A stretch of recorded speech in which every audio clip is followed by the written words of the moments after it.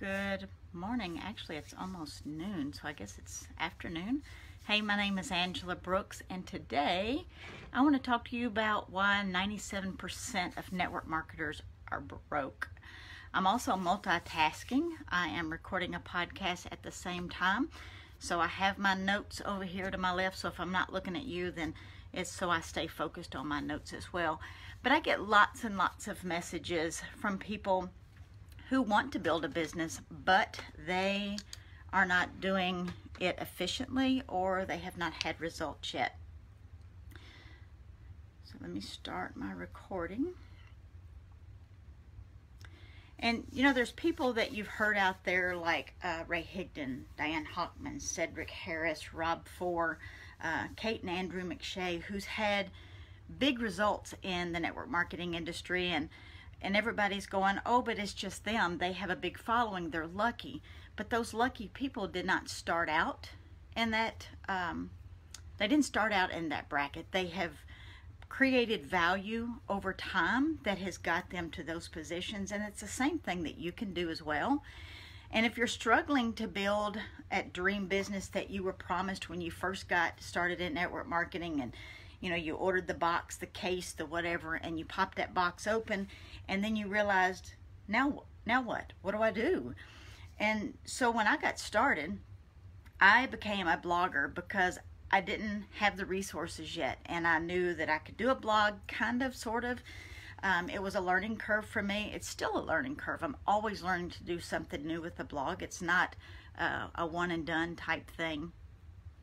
And I'm not even sure if in the beginning, if I generated leads that were my ideal market, or the people that I needed to generate, but I was getting results with a blog, so I continued.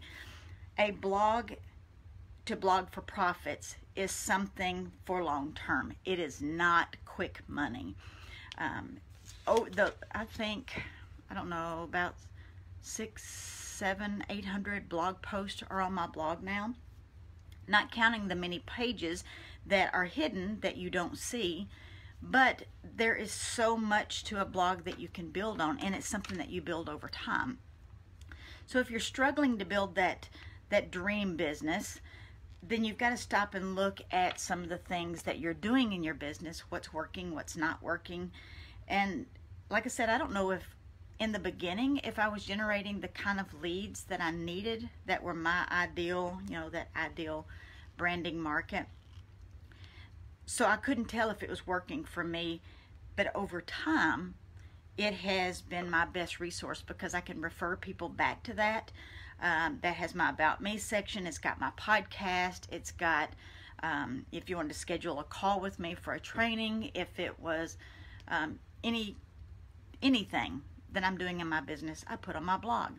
Actually, I had an email that went out to my email list this morning that I'm also going to put over on my blog because it was that good. So I try to put them in both places. I don't try, I do. I put them in both places so that I can reach my list people, my blog people, and I can share it out on social media.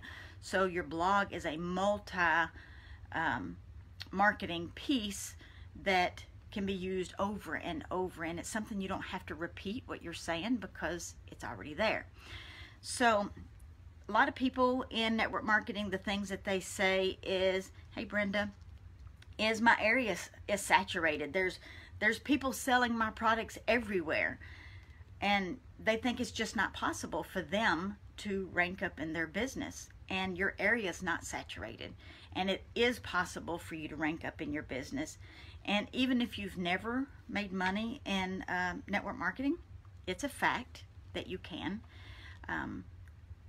Not everybody is your prospect. You know, there's that 5-foot rule thing does not work for 99.9999% people. And it's not duplicatable because there's some people that have that blooming personality that just bubbles and pukes all over everybody. That's not duplicatable for somebody who's an introvert, or for somebody who has anxiety in crowds. Or I'm not going to go up to somebody at Walmart while I'm standing in line and tap them on the shoulder and start talking business. Not going to do it.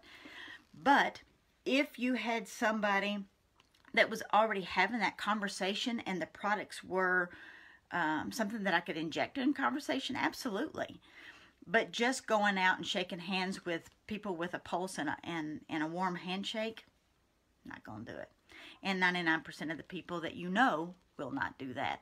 The ones that do or say they do, even Eric Worre, as a matter of fact, on one of his lives recently, talked about when he got started, he says, he is very introverted, even though he stands on a very large stage. He says, not doing that. He says, it's just not in his personality. This man makes millions of dollars in his industry as an introvert. So stop and think about that. So I got a question.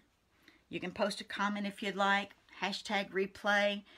How many people on your team do you think would approach a stranger within 5 feet of them and pitch a business opportunity, or just shake their hand, or just tap them on the shoulder and start a conversation? How many do you think would actually do that?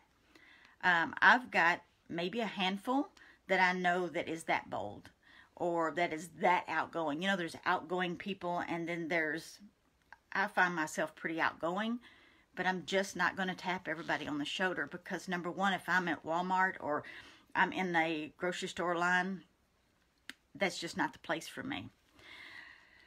So the next thing is, I don't like saying the word impossible, but for the average person,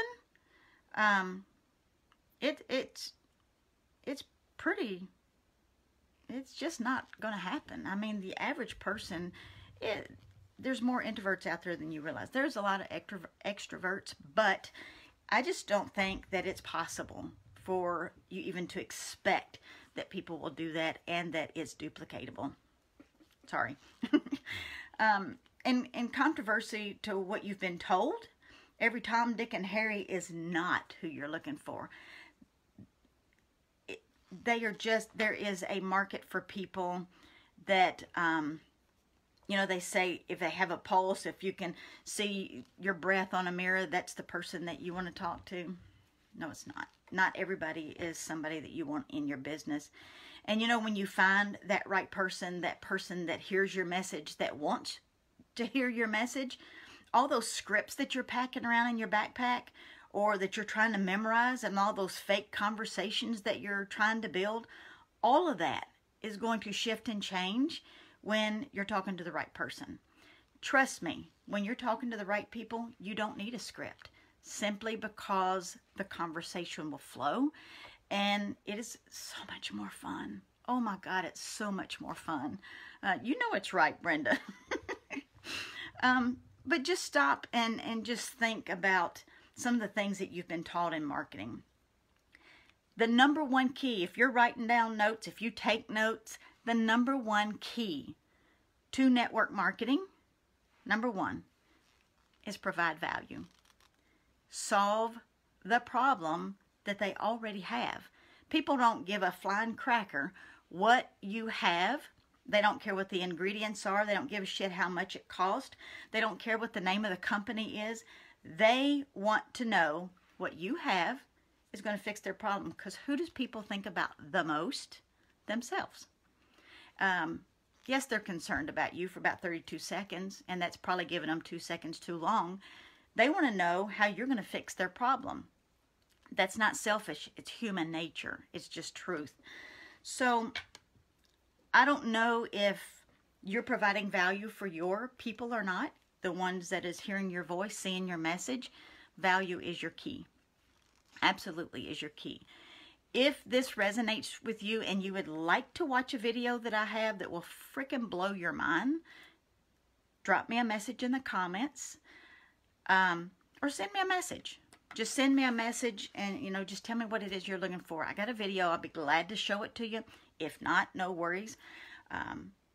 But I think that when you learn how to provide value for your readers, your followers, number one, they're going to come to you as a resource person. Number two, you're going to speak your truth.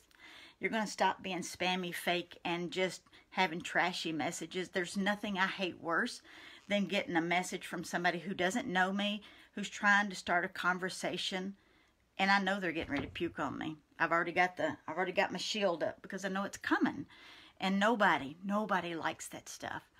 So if you could learn to do it different, and that's something you want to know, send me a message, drop me a comment, and I'll get back in touch with you, whatever. Value is everything, and it is the answer to their problems. So if this is helpful, tell me below. Thanks for hanging out, and I will talk to you tomorrow.